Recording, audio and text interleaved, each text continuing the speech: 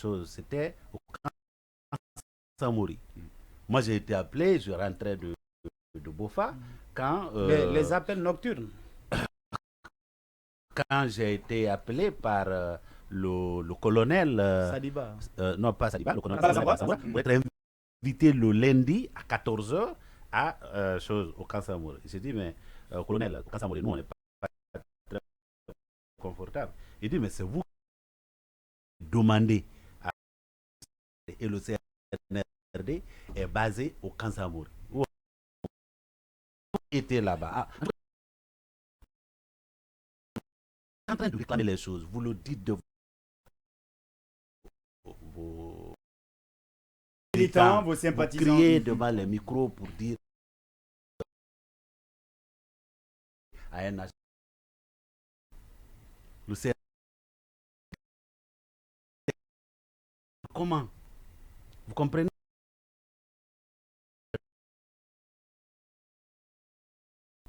Les prétendants, aucune débat sur des questions. Je peux encore comprendre qu'ils viennent faire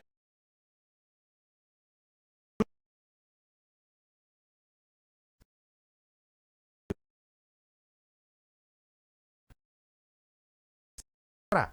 Il n'est même pas permis de commenter la décision des...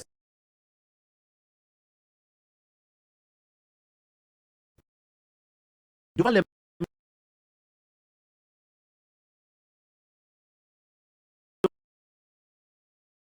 Nous avons devant les tribunaux.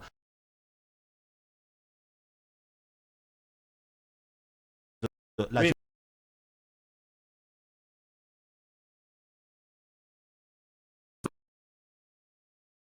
Où on gagne ou Ou on on perd. perd. Voilà.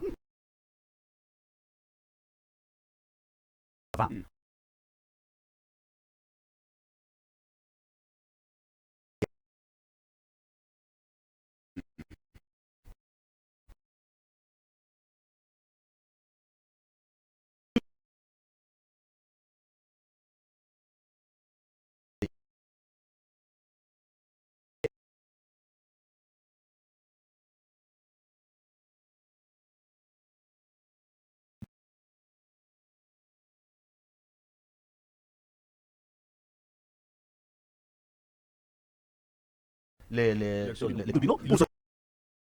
On attend journalisme on aura pitié de nous, on aura... Non, non, non.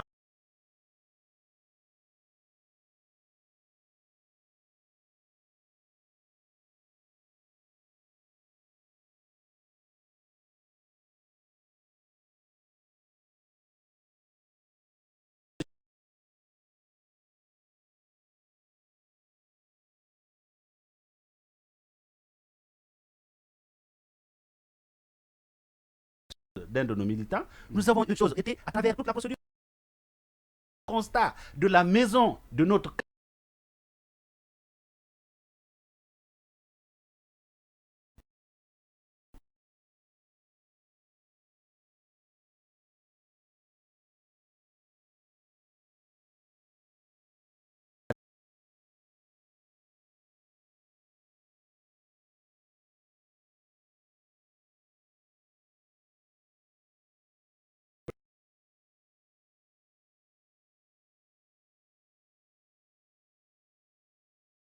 Il y a une disposition au fait dans les recommandations du rapport des assises, on parle de la réduction des partis politiques. Moi, j'aimerais vraiment avoir votre commentaire sur ce sujet.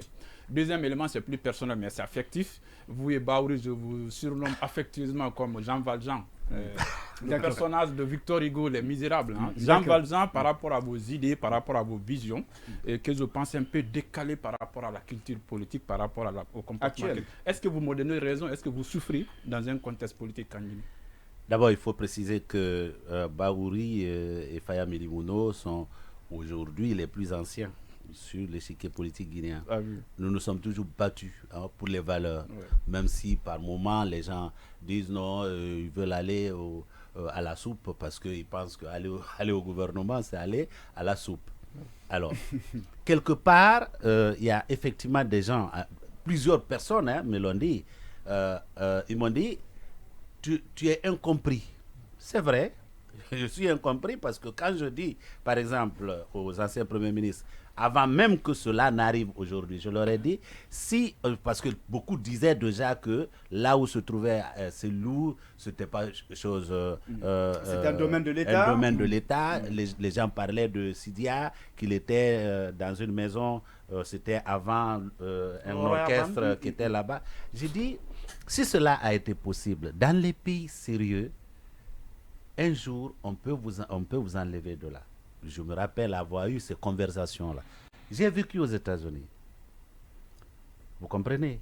Les États-Unis, l'État ne jette rien, il ne donne rien. On achète un micro comme celui-ci, c'est utilisé. Le jour qu'on n'en a pas besoin, on met sur le marché, on vend aux enchères.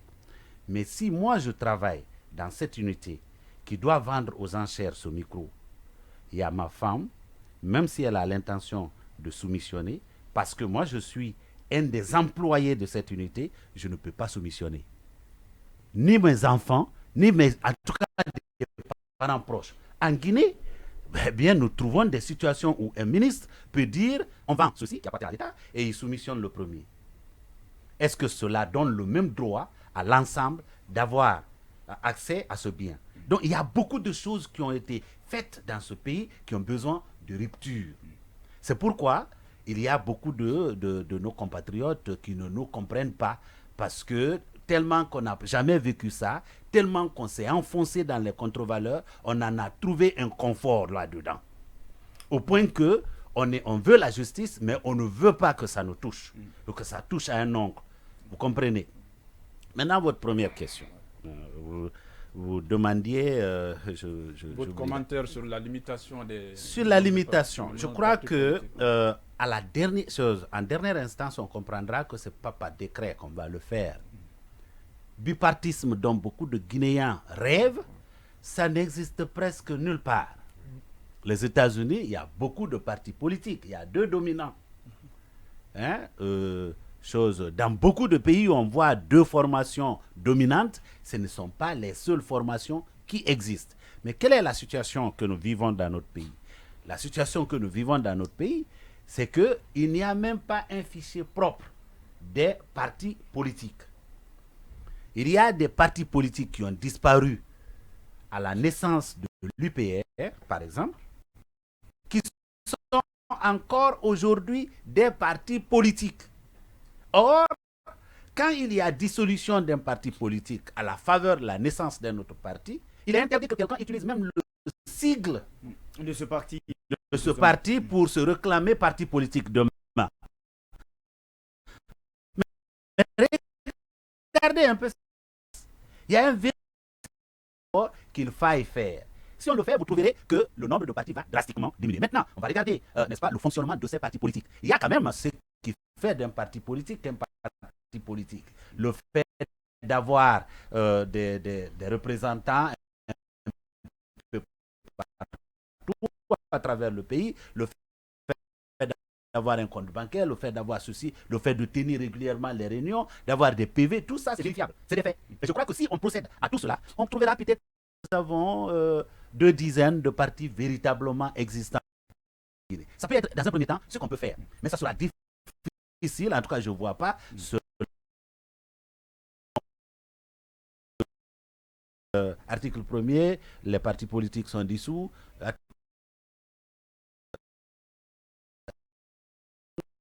Là, vert, bleu, seront... Non, je crois que ça ne va pas se faire comme ça.